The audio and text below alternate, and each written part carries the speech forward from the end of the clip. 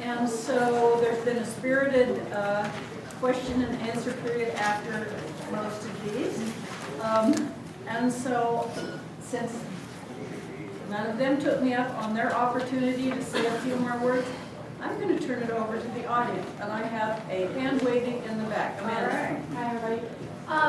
I'm curious if anybody on the panel had some new information or a big takeaway from any of the other panelists. A new idea that you hadn't heard before, or a new perspective, or what your takeaways are from what other people have said. Okay, Karen's flipping through. She took notes. Yeah. So here's some of the things that were interesting to me. So even though Kim and I talk now and again, I want to learn a little bit more about what NRCS is doing for their brush control assessments, because we've been collecting a lot of information about effectiveness of our treatments, and I'd like to see how it compares to what they've been doing. I really feel like one of the things that's getting, we periodically do something about noxious weeds, but I feel like the Cienegas is a, what do we call it? Weed management area. Weed management area, and Linda and I have talked about this, and we're having trouble getting momentum around that, to really figure out how to better do early detection and survey. She does it really well out here, but I do a terrible job up north. I want to learn more about your barf breath. Ian, I want to, and I'm not expecting people to answer this right now, I'm just talking about it. Ian, I want to know a little bit, as much time as we talk to each other, I still want to learn a little bit more about what you see as the most critical data out of everything we collect that you use. And Bill, let me see what I wrote here. I think it was really beneficial to get another perspective about this emphasis on sustaining grasslands, and that really the primary focus is raising that grass and the commonality of, that's what we're trying to do as the BLM as well, because it supports all those multiple uses. And understanding that the science it's what drives the agencies and the ranchers and lots of other people that are using it. And, I know what the big thing was too.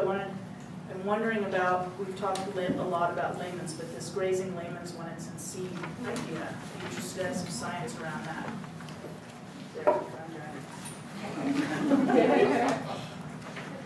Did any of the other panelists have any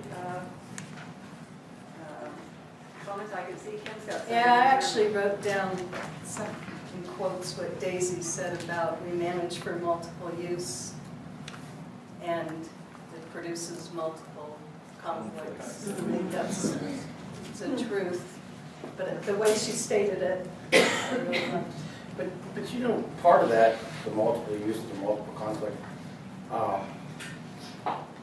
the permittees or grazers, Bill and I, usually have the closest, probably isn't the right word, but closest relationship with the agencies. And so part of our job is to remove as much as possible the conflict side of what we do on federal and state lands, and then they can put the energy towards other conflicts. Otherwise, we're not a very good team. And to follow up what he's saying, I see my job as protecting the Bureau of Land Management. I'm serious, because they have, I sit on a RAC committee, and I'm involved with them in an upper echelon area by virtue of the fact that they probably couldn't find anybody else, or again, turn them down, but the bottom line is the resources are going down, down, down. And yet, the community and the public is demanding more and more. And what they're demanding is explanations. And so, it's my job and Ian's job to furnish them all the explanations that people are going to ask them, so that they can protect our livelihood. And so that's a big part of my job. And I take it very seriously. Sometimes I do a good job at it, and sometimes I don't. Sometimes I don't. But they're my buddies. They're my partner. And they're getting weaker. They've got less resources than they had. And it's been going on for years. It didn't happen last November. It's been going on for years and years and years. And it's a serious situation. And I'm gonna make one more comment that's gonna piss off a lot of people here. Why don't you go to the end? Yeah, you're right. Why don't I do it again? Okay. No, I'm serious, go ahead. No, because you're probably right.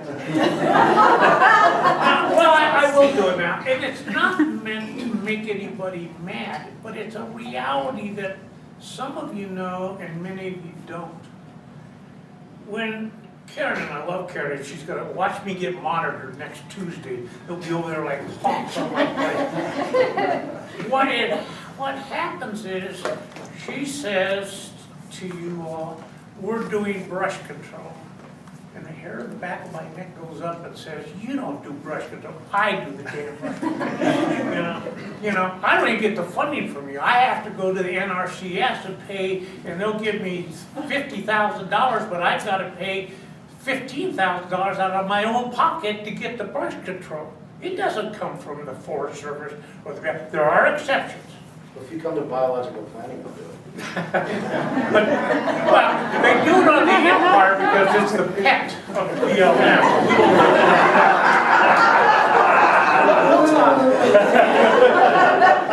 And that's right, and I don't have a problem with that, because if there's any problem, I say, I have nothing to do with it, go see him and Karen. And you're on the other side of the highway, I know nothing about what happened over there. But anyway, what I am saying is that partnership works because I can afford to do that. I can pay 25%, because that's usually what the path is. They don't have the money to do it, I have to get their permission, but we both want the same thing. To sustain the Sonora Plains. That's what we both want. And that's why, if I made anybody mad about that, fire me. Part of that though is it's not done. It's not done because we're big-hearted people and we just want to do it because we feel like doing projects and all that. It's born out of a strict cost-benefit analysis. And some of those you just can't quantitate dollars, but you can quantitate time and different things you can achieve from it. So, I mean, as crass as it sounds, everything driven from us, we want a working ecosystem. Yes, we're raising grass, but it's a business principle that's driving it. And sometimes in groups, don't take this the wrong way, but in groups like this, it's hard to explain that's what drives it. Everyone here wants a healthy ecosystem and a good grassland and a good creek and all the T&E species that we have out there. And that's great, and I'm in 100% support of it. But our framework and how we think through things is slightly different because it's profit driven. It's monetarily driven. And so when we do a project and when we do, whether it be brush control or water systems, there's a benefit that derives to everybody in this group. But we're going to make sure that we're deriving a benefit out of it. And it's not bad. It's not bad to make a profit. It's okay. As long as you don't hurt and destroy things to do that. And, I spend a lot of time explaining that ranching doesn't have to be a non-profit organization. I mean, we're trying to see that it doesn't become that. I have families and kids and wives who like go shopping.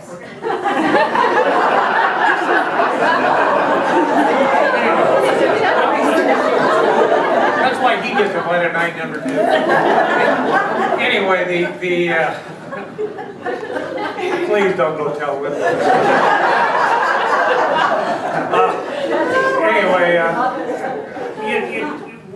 we have to be able to have you understand why we're out there, and we have to do a good job communicating. Linda asked me earlier, what do you think the biggest problem was? And I didn't answer it, and I said, you know what the biggest problem is? Communication. And that's what the biggest problem is since the Romans were around.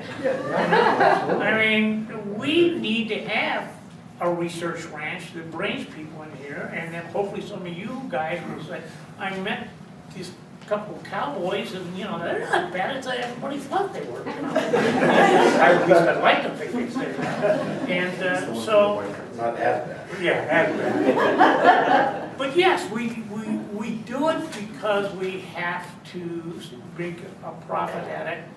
But there's nothing wrong with that, particularly if we can improve it. When I leave that place and they bury me, I can look at every one of you and say it's better than when I took it over. And I paid 25% of that out of my own pocket to get it there. So that's my preach. Can I go home? Ask him that. So I just have a question about, Wait a second. We've had several hands up. So Jeff, then you, and then somebody, Anthony? No? No? Okay. Jeff, you first? Yeah, about communication, you know, I've been working with these guys, mostly Ian, but a little bit with Bill Bragg and Ranger and out there. But, you know, with this new land ethic that I see coming up in the ranching community, or an emphasis on a good land ethic, I've been able to find win-win situations. We've done it on Los Cienegas to the point where we have taken stock ponds and split them into twin tanks and used one for wildlife with a pipe rail fence so that we get the habitat we want for leopard frogs and fish, all these T&E species, Mexican river snakes, and we've been able to cooperate and find win-win. And now we have a meta population that's about 12, 14 habitats that are fully populated with Chiricahua leopard frogs that hop around between them. And they're doing the classic thing they do. And if a population leaks out here, then it gets repopulated by the ones that are doing well next door. And so it's really kind of gratifying to get past the old paradigms of cows bad, biologists know what's right. You just got to put our thumb on their head until they relent. And that's how it used to be. And they said, hell no, and never went anywhere. And so it's like this whole paradigm shift is allowed for win-win possibilities. And plus, now that they're collecting scientific information, either on their own or with us, or whatever, we've come to a lot of times an accord and agreement on which way to go. And with the biological planning that we do every year, we share all that information, and we discuss it, and if there's gaps, and we figure out how to fill those gaps, either by observation and collecting some more data, and we move forward sort of with an accord and with some consensus. And it's, man, the switch that I've seen in my career of 27 years is just amazing. And now they're picking up the loose ends for us, which is really gratifying because we really don't have the stewardship capability that the land honestly needs. We just don't. And Jeff's not doing that, the Chiricahua leopard frog project justice. I mean, I think you guys came to me and said, we want to do this project. And I said, wow, well, I want clean water. So can we put some wells, can we put some pumps in wells and put, rehab these old storage tanks that were on the ranch that hadn't been used in 30 or 40 years? And can we put drinkers in? And then we got to discussing things, and it kind of started to go through, and then we discussed the ponds and whether we should split them or not. And I was an advocate for splitting them just to show that frogs and cattle are compatible in some ways. So we did that, and through Jeff's EA that he created for that project, we've been able to tear off of it and do other projects that were water projects and mentioned in the EA that I've been able to derive a benefit from. So it's been a win-win.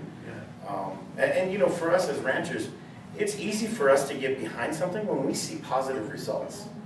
And so when we talk about the Chiricahua leopard frog, and they've used those ponds for other T&E species as well, there was a plan about how they were going to achieve these metapopulations and do things.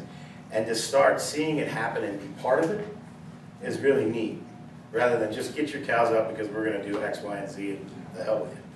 I mean, it's a lot better to be part of the process and see some of the achievements, although I'm not doing anything directly related to it, you're part of it in a secondary way, and that's fun. Okay, did you have a question? I did, kind of taking us a little bit back to the economic side of things. I wonder if there's, I mean, because there's a lot of economic analyses that have been done about birding and, you know, the environmental services kinds of questions, but I wonder if those have included, or should they include, the kind of benefits that you're getting from being on the ground and doing the management and the cattle ranching and all of those pieces. Are they tied into those economic analyses? Because if they're not, is that a question that we should be going after so that it can be multiplied the benefits? Because I know that there's a lot of stuff out there right now that's more on the ecological side. And I just wonder if they've been combined or looked at. I think that what I've seen happen more, and I have to admit I haven't read the latest, so this might be speaking incorrectly, but it seems like we tend to say, well, the ranchers get this economic benefit from having the grass and doing their grazing, and that's, you know, it's really important to keep those ranches operating for that. But I don't think we're doing a very good job of capturing the economic benefit to the American public. Because that's really who these lands belong to, right? From having those ranchers out there. I mean, you hear a little bit about, you know, maintaining the range improvements, that's come up, but there's so much more interconnectedness, especially having that stewardship.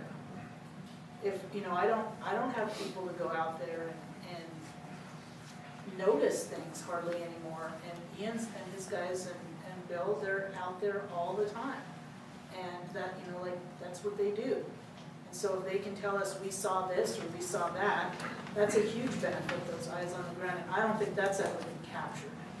You know, I tried to touch on that, because I know I was going to follow you, and I kind of knew what he was going to say. And so I was thinking, well, what am I going to say to follow that up? And so I started out with a hunk of salt, a pitcher of water. But I tried to end up with how many thousands of dollars are spent locally, because that generated some more hunting tags, and that generated, he's doing the same thing, and that generated some more animal tags. There's more people that come out here and spend the time out in the area. All of that indirectly, which doesn't get touched on. Right. You just don't hear that. We don't even talk about it very often.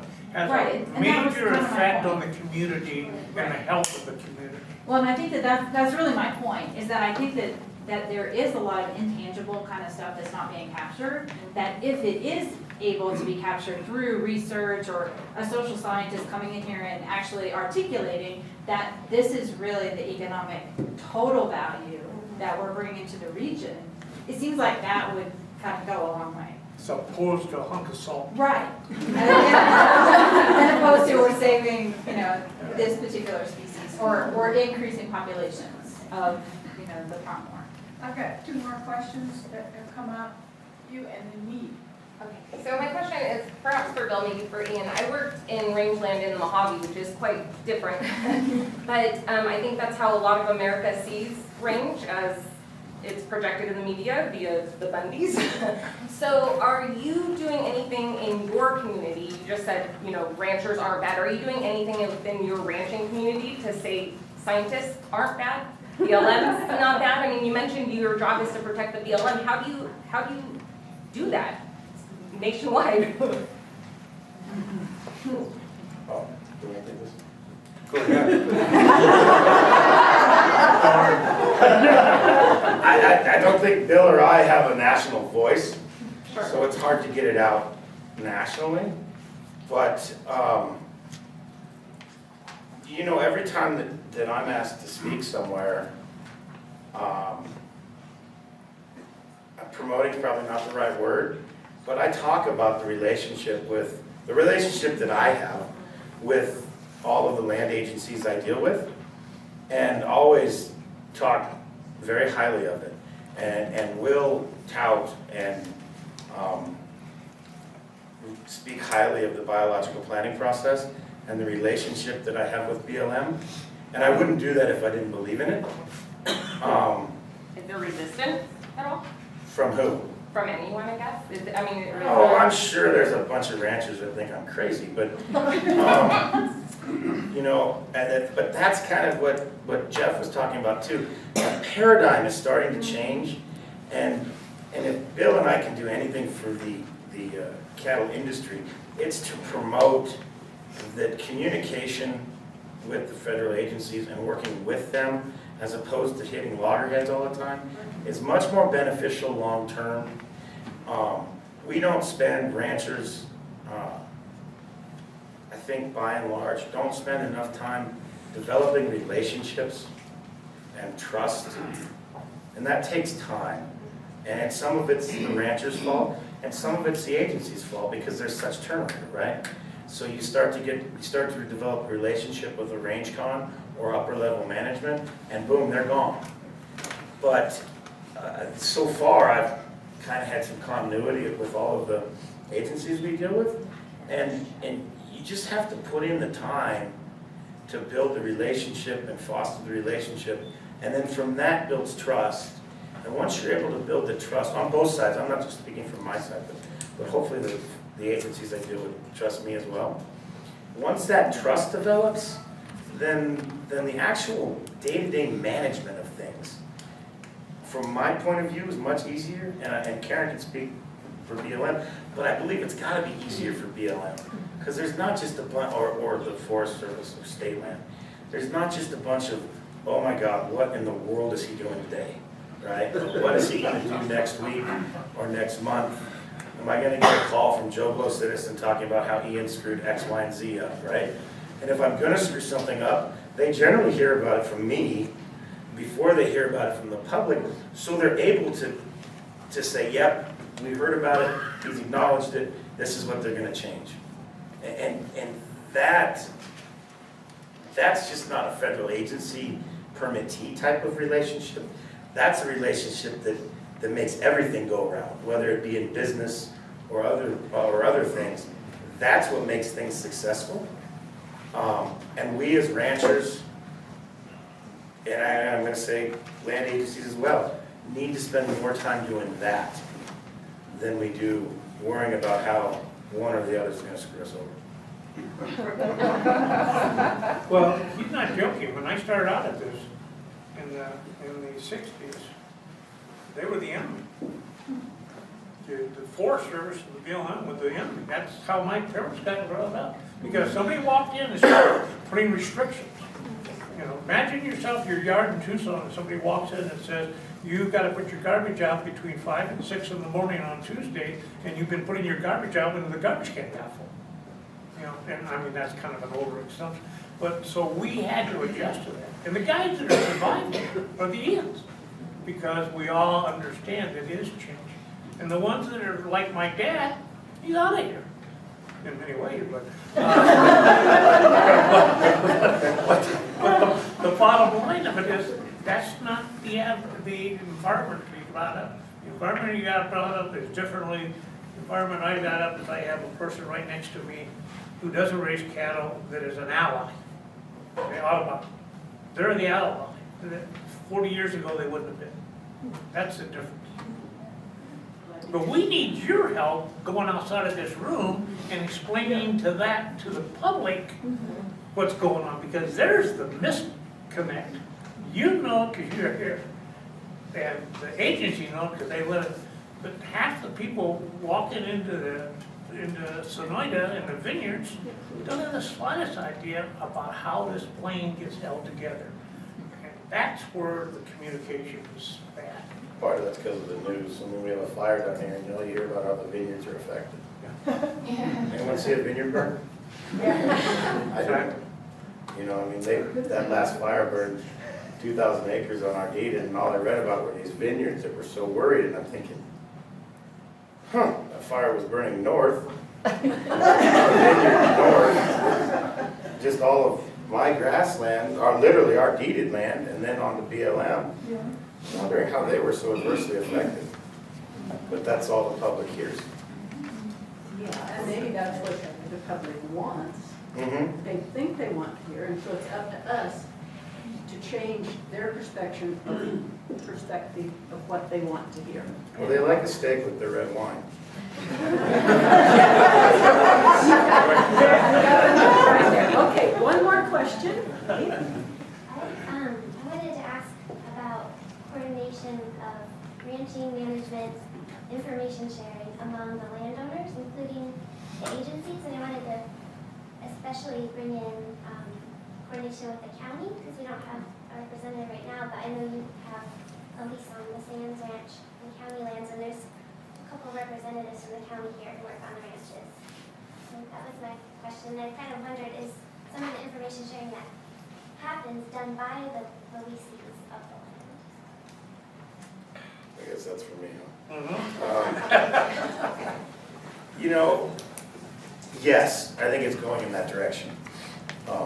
Vanessa, who they hired maybe a year ago, 10, 12 months ago, is really good. She's their new range con. Really is smart and personable, and brings a needed point of view, if I can be candid, between the rancher, the permittee, and the Pima County Recreation Group. And with that, I think we're moving quickly in the right direction. There's always information sharing, because we're doing the same monitoring as we do, and they're not the same techniques as that are done on the Empire, but there's key areas and there's monitoring of those key areas. There is not the lack of trust that there is with the other agencies. And I don't know what that's born out of. I have suspicions that it's maybe some of the ranches that have been purchased by Pima County and some of the situations that they may have gotten themselves into. And so that puts up a little bit of a wall. But I think that, you know, trust is built over time. And Pima County's new at being a land agency with ranches. And we're new at dealing with Pima County. And so that just has to take time to foster itself. And then I think we're going in the right direction. It's just a little different right now than the other agencies.